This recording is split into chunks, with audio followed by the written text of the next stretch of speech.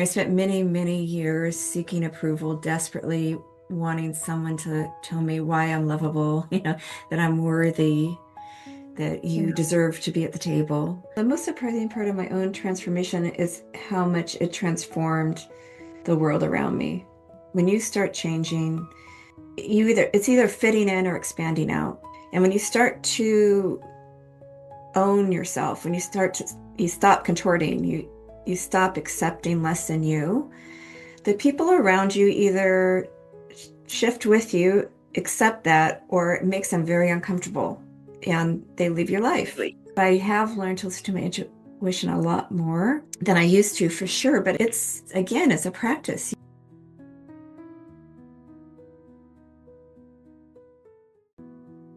Hello, beautiful souls. It is Sophia from SacredU. Thank you so much for being here. Before we dive into today's podcast, I do have a small request from my heart. If our conversations ever resonate with you or have supported you on your journey, please subscribe to our channel or like this video. It helps us grow SacredU, welcome more powerful voices into this space, and keep you connected to everything we share. Thank you for walking this path with us. Let us begin with today's conversation.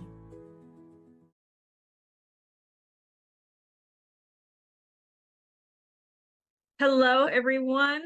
Welcome to this week's Pathways to Wellbeing podcast. I am Tywanah Evette, also known as Thunderbird Rising, and I have the honor, the privilege of speaking to Miss Julie Heaton. And this woman is accomplished. She's a transformational speaker, wellness coach, over 30 years of leadership. I do you no justice. Please, Julie, please do us the honor of introducing yourself. Well, you did me justice. Thank you. I'm Julie. I've had many lives in this one life. Many versions of me have risen from the ashes, and really, I'm here on this earth to help people find their true self, their power, and their strength, and their As love someone who for does themselves. similar work, it's not an easy task. It's like not an easy task. I say that it's not easy because we have to get people to look in the mirror, right? Because essentially what you and I do is this. 100%. As a matter of fact, it's one of the first things I teach people is to physically look in the mirror, not just metaphorically, and to talk to themselves, to their own eyeballs, and to Yes. acknowledge their greatness and the things that went well. And it took me a long time on my journey to be able to do that for myself without feeling silly and ridiculous. And there was a time where when I got out of the shower, I avoided all eye contact with the mirror. The first thing I did on my self-love journey was fall in love and appreciate the gift that is my body. Yes. Every part of it, everything it does for me, how fabulous and wonderful and mysterious it is. That took a while for me to do, but I did it. And now I just don't have any heartache. Matter of fact, I'm so joyful to look in the mirror and acknowledge this powerful body that I have and all the strength in it. I want not just women, I want everybody to feel that way.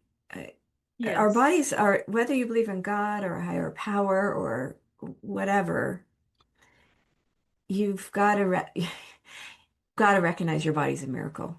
I Yes. don't understand people that you've got to recognize all the things it does for us. The crazy cool things. It's the best and greatest gift you're ever going to have. You might as well love it, appreciate it, take care of it. I agree wholeheartedly. And until I was 47, I would cover my mirror. I would look Yeah. away. I would turn around. And I turned 51 2 days ago. And it's the most beautiful thing when I can look myself in the mirror and go, oh, wow, that's from where I had my middle child. And this is from where you love it. love that part of me, love that scar, love that pudge, the overhang, the cellulite, that all the things that we as women criticize and literally tear ourselves down for, to look in the mirror and love all of it and say, hey, all of it's beautiful. All of it's beautiful. And there's more to us than what we can see in the mirror, too. And the beauty of it also. One thing I don't usually talk about on these podcasts is that I want to change in modern culture is the idea of the crone. As women age, we get labeled or thought of as a throwaway almost, as a crone, as Yes. disappearing, as haggard. As men age, they get their sage, their Yes. wisdom, their this or that. Debonair. Yes. Debonair. And I am running into a lot of women that are just starting perimenopause, and it's a time of change. And who am I without this? And who, like, what happens next? And what I like to tell people is it's ignition. It's the time of life. That's the most beautiful time of life. I wouldn't go back to any other time. I'm on fire right now. I just love who I am. I love my life. And I just want to encourage women. Getting older doesn't mean the loss of something, it's a gain of something else. Getting older isn't a bad thing. It's a gift. Because we're the wise ones now. It doesn't make us wise. We choose to be wise. It doesn't. But, we choose to. Exactly. But we can at least make that choice based on life and how we've dealt with it and things like that. And so I love being in my 50s. I never in my life thought I would say that, but I love being in my 50s. There's been no better phase of life. Do I miss my kids when they were little? Of course I do, every once in a while. But you noticed how I slipped that in there. But I'm embracing this time. This is our time to shine. And we are looking younger and younger and younger. Have you noticed women in their 60s and 70s are looking younger and younger and younger every day? There's a woman that I know, she's spoken at one of my summits. The woman looks like she's in her 30s. She's 70 something years old. Wow. And wears these wrapped pieces of fabric around her and bodysuits and just gorgeous. And I love to see everyone just embracing themselves now. Yeah, owning themselves for them, not as an object for somebody else. No. And that is a huge, I think, shift for a lot of us we make in our 40s, where we stopped trying to be beautiful to somebody else and learn to be beautiful for ourselves in our own ways. It's a beautiful shift. And I just wanted to bring that up. It just felt right to do it, but it's just such a good time in life. It is. It is. And people think, oh, you're getting older, your kids are gone. And it's like, no, we're getting older. The kids are gone. It's time to live for you. It's time to figure out how you want to show up in the world. Yeah. Yes. That's time to live for us. But loving all of us. Yeah. And that's the crinkles, the wrinkles, the surgery scars, the C-section scars, the whatever it is that you have. Look in the mirror and own it. We're not all meant to be a size 18 waist and a size 42 bottom. Yeah, it's true. And it's time to forgive all the past versions and things you did to get yourself to this place. And that's kind of the transformation that I work with. I mean, I'm on version, 152 of Julie Heaton, Right. And I'm sure I'll have many more versions. And all the versions that got me to her, to me right now, I honor and I respect and forgive. Yeah. Forgiveness is huge. And honoring our inner child. That's another big one. Forgiving ourselves for what we did not know. We can't hold ourselves accountable for something you were never taught. And definitely honoring the inner child, because she took on some hits for us when we were younger. And I don't think people understand that when they all of a sudden feel like this, that children just going, that's your inner child saying, this is injustice. We don't like this. And we have to love on her too. Well, I believe that's the crux of it all. You're right. Anytime there's a trigger, you feel upset or angry, or it's an opportunity to heal that part of yourself that was wounded at some point in your life, and you're carrying that trauma in your body. Yes. A lot of times it is that 5-year-old or that 6-year-old. It could be that 32-year-old, but a lot of times it's that 5-year-old or that 6-year-old that didn't know how to deal with the situation and just shoved everything back down in. And so it's the unraveling and the nurturing. And I still have this trigger, and it just happened this weekend, so I'll share it. I do a lot of work on myself every time and let me just say this to everybody. This is all a practice, and we all do our best all the time. And that's, you do the work, and then maybe you get off the rails and you come back to the work. That's just until you're the Buddha or totally enlightened being, you're going to have times where you're off the rails. We're human. Things have been in my house, just a lot's going on. We're selling our house, we're buying a house, all this stuff is happening. Oh, yeah. And I'm trying to be very present and enjoy and flow. Don't resist. I'm doing all the things, right? But still, there's this anxiety that's coming up for me. So last night or yesterday, I was like, I just need a piece of chocolate cake. And I don't eat sugar, I don't eat gluten, I don't eat any of it. I went and got everything and made this cake. I had a big old slice of chocolate cake last night. And that's what my little inner child needed. There's some insecurity I'm having around this move, some stability that's being shaken. And this little 5-year-old inside of me was very upset by the whole thing. And she needed something. Maybe not chocolate cake, but that's what sounded good to me at the time. But what an opportunity to check in with myself and say, what's still in there around stability?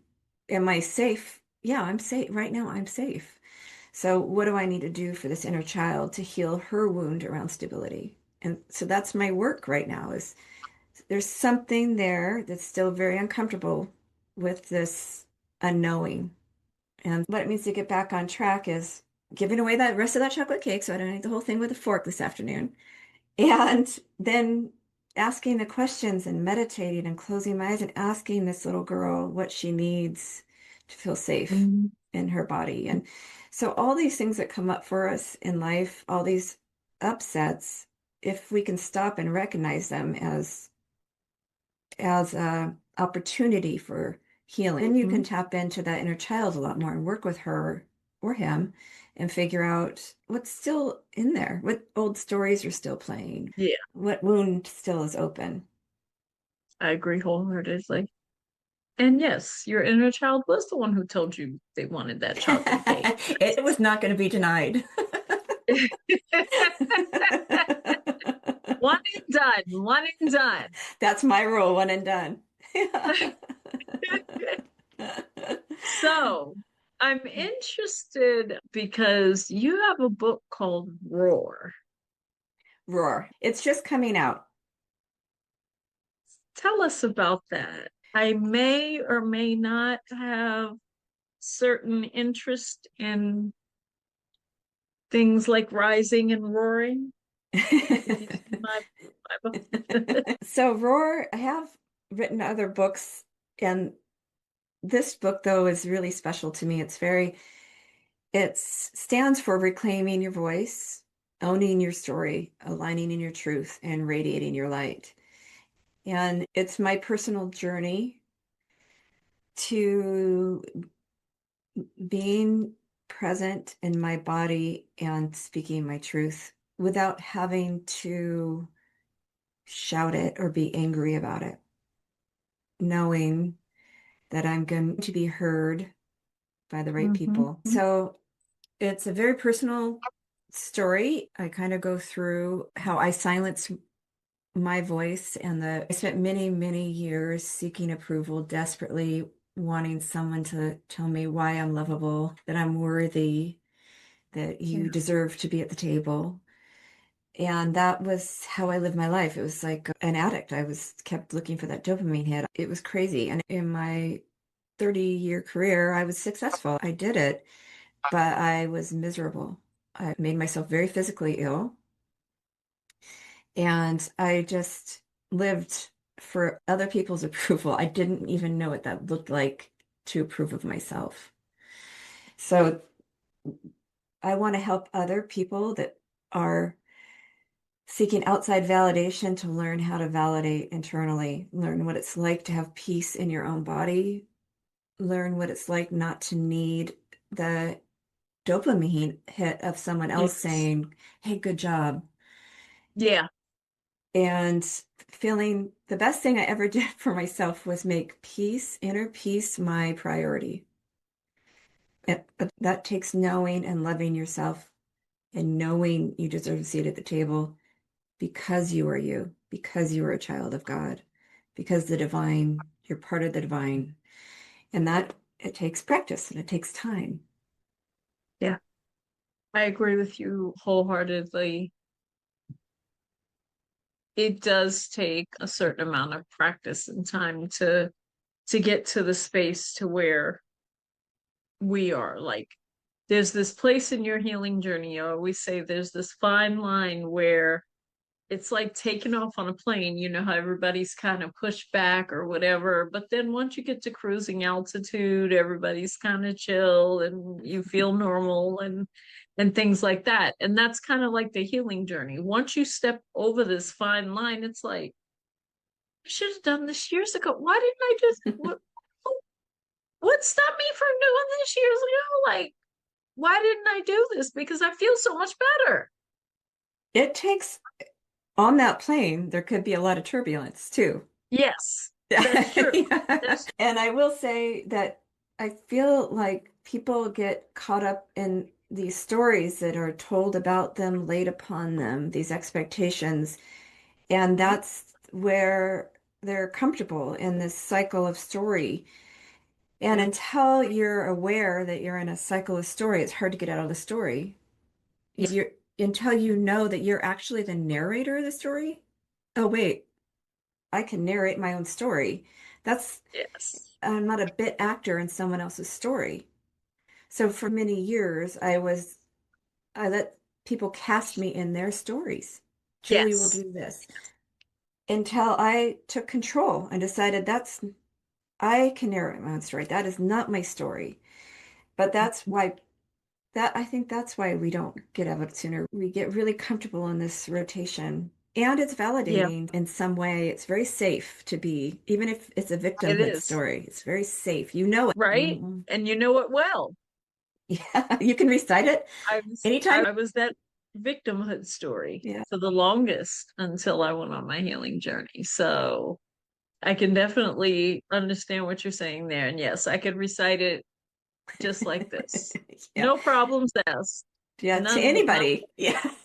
Right. Anybody who asks. You talk about showing up as your whole self. How can listeners do this?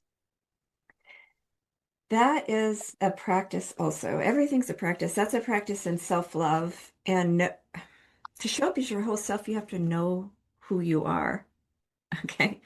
And that takes time too. That takes time figuring out what I just kind of talked about without everybody else's expectations, without the Mm-hmm. stories other people have told about you to you, and the stories you told about yourself to yourself. Who are you Mm-hmm. really? Who are you Right. underneath all that? And that for me took a lot of meditation. I did a lot of free form writing. I don't know. That's one of my Yes. favorite practices. That's Julian Cameron wrote this book, The Artist's Way. And one of her tools in there is you meditate or wake up first thing in the morning and you just start writing without thinking about it. No Yes. periods, no. Anyway, that really brought up a lot of things for me in a quick way. And so I Mm-hmm. was able to work kind of through those things. And I will say, getting to know yourself and loving your whole self, it's like dominoes or a Rubik's Cube. Once you get a few Yeah. pieces in place, they go faster. Things fast. It's like a snowball, I guess. So for me, the practice was staying with it, like feeling what was true for me. How did it feel in my body when I said yes to something or no to something? Yeah. Big thing for me was I was so uncomfortable with downtime. Yeah. So I had to fill all my time. I had to be of service. I had to be doing something, doing something. And when I wasn't doing something, I was guilty. I just felt Mm-hmm. guilty. So I realized, oh, there's something I'm not understanding about myself. There's some story that's been told to me that I believe that isn't my story. And so Right. I'll say to people, if you want to know who you are, if you want to find your whole self, look at the edge. Look where you're uncomfortable. Look where, can you rest? Can you sit on a couch? Just rest for an hour? Or Mhm. things like, oh, I should really be doing this. I should be doing this. Can you say, oh, no, thanks. I don't want to go with you and not feel guilty? Do you get mad every time you get in traffic? There's just certain things you start Right. to Right. unwind these things and you find out who you really are in those unwindings. And Yeah. all those things are clues. All those things are clues on who you are and your whole self. And it takes a while to unwind.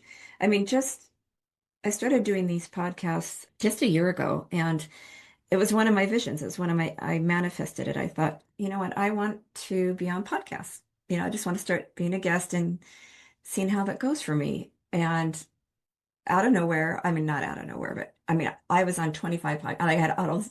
I had all these bookings, and I was like, oh no, what am I going to do? Who am I to be on these podcasts? What am I going to say? And then that was a big hit for me, right? That I'm asking, why would anybody care what I have to say? Well, because I've lived this experience when I've had these things. Exactly. And so on the way to one of my podcasts, and by the way, I haven't done a podcast where I haven't walked away and thought, man, that was so fun. I love them. I love talking about stuff.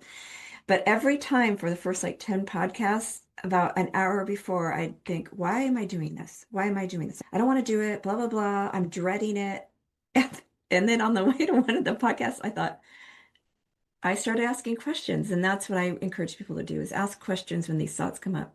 Are you dreading it? Right. Is this Right. even your story? Is this your No. story?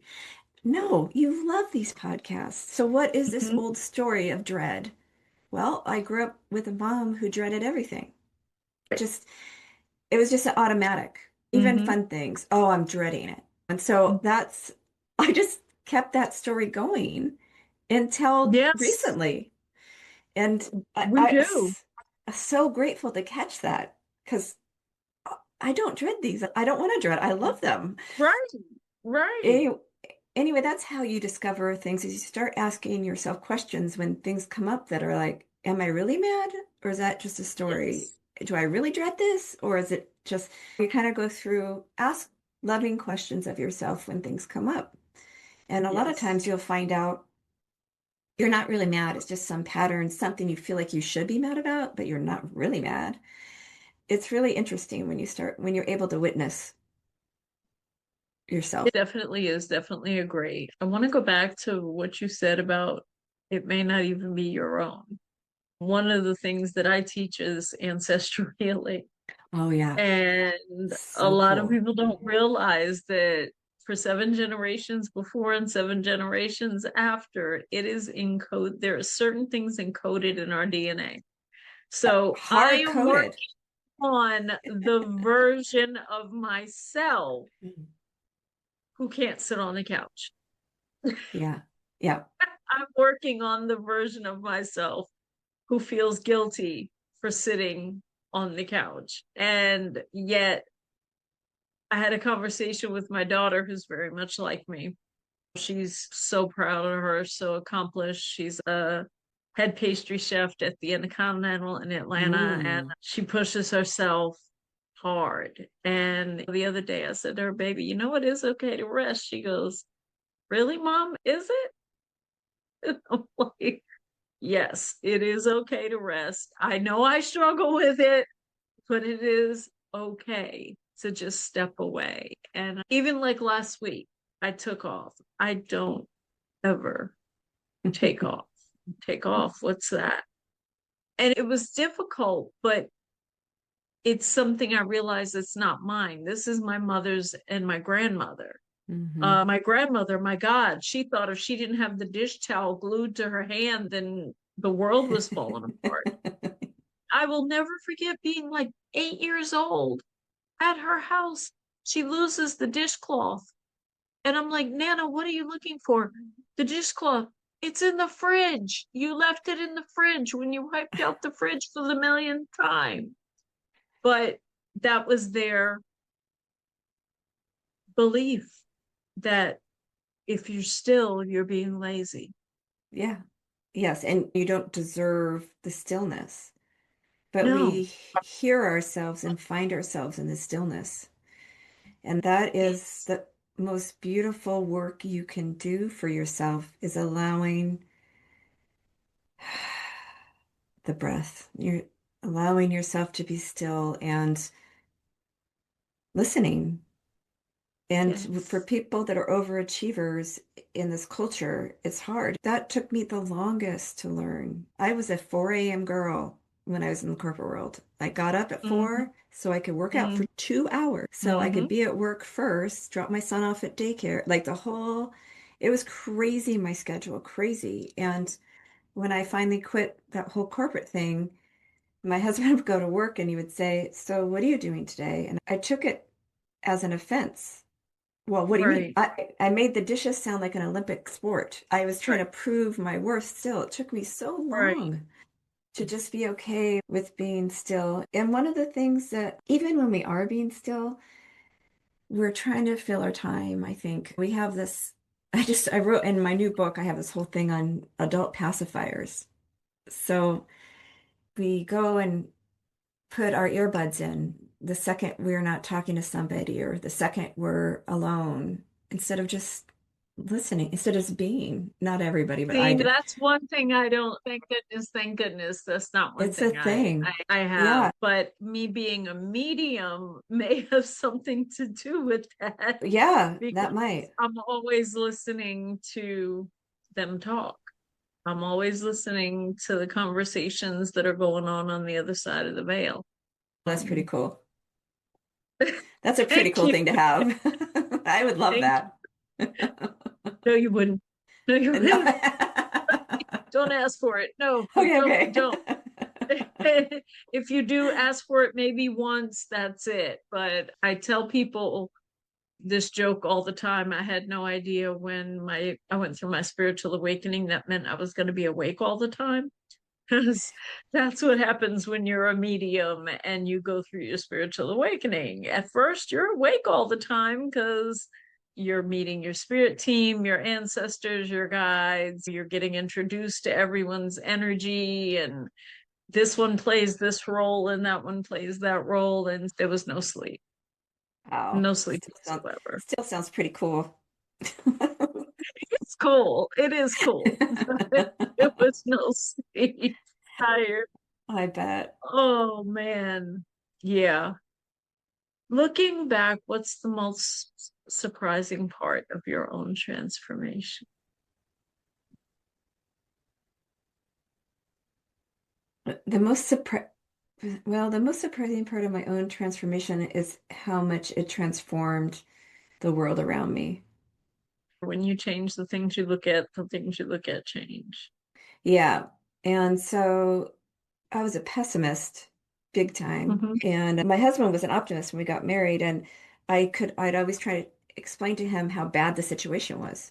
No, you don't understand. I was that. Now I'm the opposite. I'm always looking at what's going right. And even when things seemingly are going really wrong, because we do live on a physical plane with physical things happening, and there's things that are devastating. And, but what is it in that thing that I can hold on to as the rainbow, as the light? I'm a light Yes. bringer. So if I'm Hmm. swallowed in the darkness, I can't bring my light. I know that my job is to bring the light. So I'm always looking for the light. And that, I guess that was the biggest transformation. I do like to tell people when you transform, when you start changing, it's either fitting in or expanding out. Right. You contort yourself to fit in places. And when you start to own yourself, when you stop contorting, you stop accepting less than you, the people around you either shift with you, accept that, or it makes them very uncomfortable and they leave your life. Yeah. Yes. And that's okay. But it can be painful and it can Hmm. feel like you're such a big loss, such a heavy loss. And I struggled with that for a while. That was during that transition of my change and people rejecting this new version of me. That And I would agree that was one of the hardest it's parts of hard. spiritual awakening. It was losing these people that some people you had in your life forever, some Family, people yeah. were family, Mhm. lifelong friends, and it just gets to a point where it's like, okay, we need to part ways because It's just not neither where one I of can't, us is anyone. yeah, I can't be with you. No, So I will say that was really hard. And I could see where people get kind of sucked back into this other reality. But in the end, if you choose you, you always win. You yes, always win. yes. Mhm.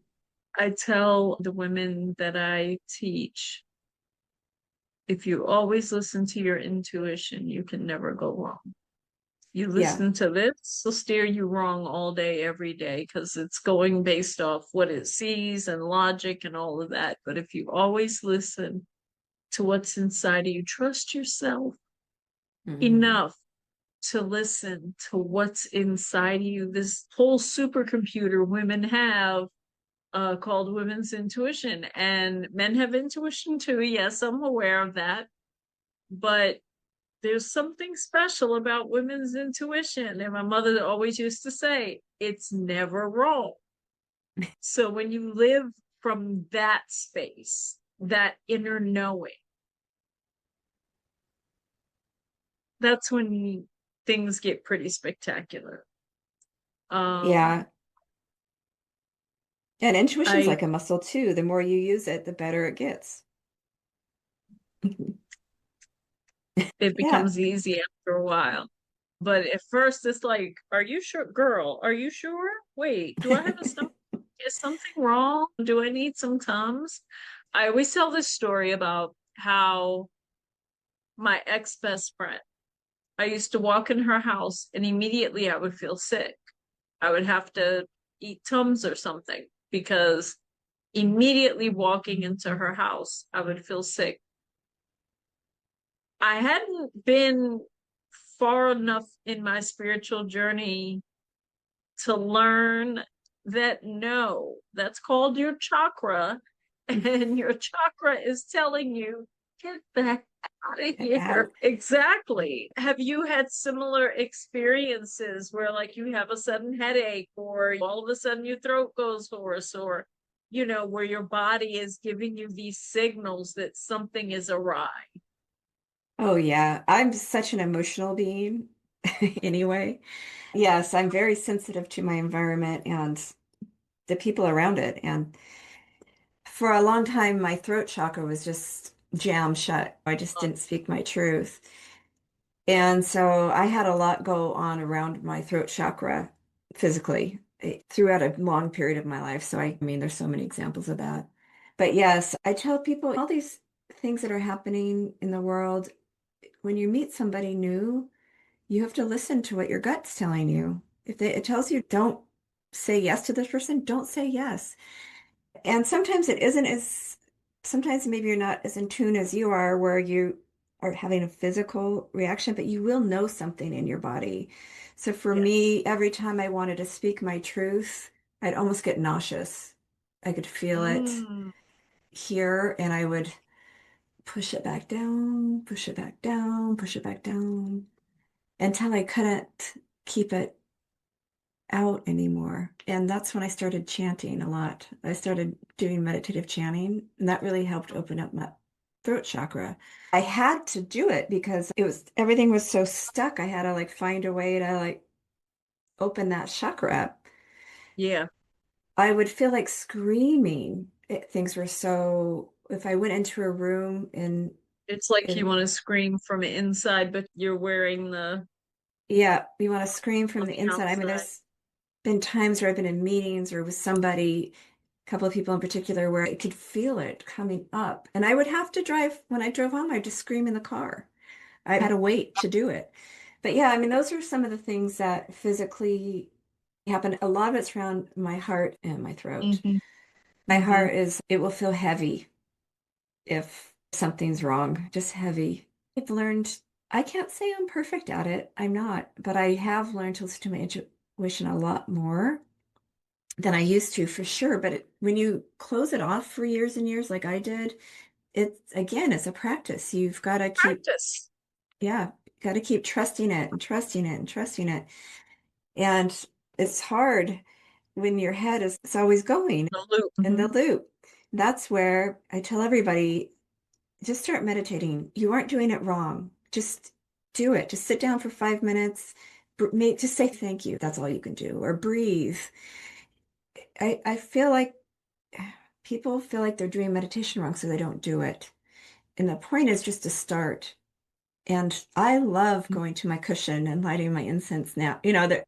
When I don't do it, when I'm not home in my little rhythm, I miss it so much. It's such a part of my Yeah. life. I feel like if people knew that meditation wasn't as scary as it seems, you don't have to go from not meditating to sitting on the mat silent for an hour. You can go from not meditating to maybe listening to a guided meditation or Yes. oh, Yes. it doesn't have to be so daunting. Anyway, meditation helps your intuition. It helps you listen to what you need to listen to. It does. Hopefully something good. I hope so. No, ma'am.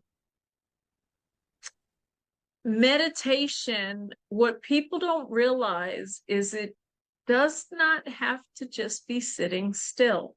Right. I met this brilliant woman who I've got nothing but adoration and respect for on TikTok, and she does meditation to music. Mm. And she's got this whole demographic of young people. I thought she was like 30. She's my age. And she's got this whole demographic of young people that are like, oh, yeah, we can do this. Yeah, we can do this. But if you think about meditation, think about natives. Think Hmm. about if when you see African dancers, they're in a trance like state Yeah, when they're dancing. They're not, if you poked it, they wouldn't know you were there. right. They're Hmm. in a trance-like state. So I want to mention that while being able to quiet the mind, yes, it is helpful and it is a skill and it does take practice. And yes, like she said, start a couple of minutes a day and then increase as you go on. But if you find that you can't do that, put on some drumming music and just dance around the living room. And you're going to find that you go off to a place that you didn't realize existed. I Um, 100, I agree with that one. You got to do what works for you. yeah, yeah. I always find it interesting when people say, oh, you have to be still to meditate. No, you don't. I prefer to be still when I'm meditating. Me and my friend, Miss Sophia, we like to meditate together. But for the younger crowd out there, no, you can dance and meditate. You can jump up and down and meditate, and it'll actually distract your mind enough to keep it from looping until you can learn to sit and Yeah, go. so I mean, there's a lot of people that never sit and be quiet. Like you said, they chant or there's just a lot of different Very true. ways. to get there, and it's just how you get there. That's all you need to do is find a way to quiet your mind the way you need to quiet your mind. And for me, I like to sit like you. I've chanted. I mean, I've done all the things. I've done Kundalini. I've done it all. Love it. And maybe I'll do it all again. I don't know. But whatever works for you, I always tell people, whoever's saying it, don't, whatever it is, use what resonates. Don't use anything Yes. else. Some of it might Yes. not work for you. It worked for me, and some of it you might not be ready to do. Exactly. It's just whatever resonates at the time.